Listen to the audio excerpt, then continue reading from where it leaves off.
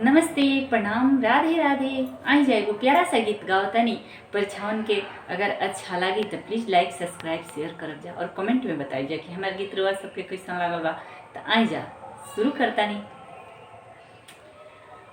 हाथी साजा घोड़ा साज बाबा हो कावन बाबा, अरे बाबा भली भाती साज बरी यतिया ससुर के घरवा लूटी लेबो।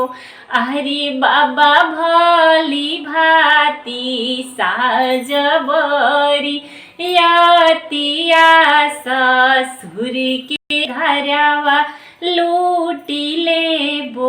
जे सुनी कवन सुभावाला रोना घोटेली बारोना घोटेली। अरे माई कैसे कैसे पियावा पर बोधबो बाबा के घरवा राखी लेबो। अरे माई कैसे कैसे पियावा पर बोधबो बाबा के घरवा राखी लेबो। आचारा डासाई देबो फूल छिताराई देबो बेनिया डोलाई देबो। यारे माई होई से पियावा पर बोधबो बाबा के घरवा राखी लेबो।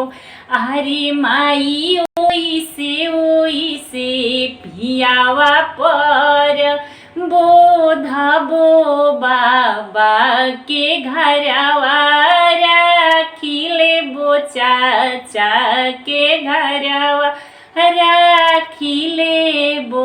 हाथी साजा घोड़ा साजा चाचा हो कवन चाचा। हरे चाचा भली भाती साज बरी यतिया ससुर के घरवा लूटी लेबो। अरे चाचा भली भाती साज बरी यतिया ससुर के घरवा लूटी लेबो।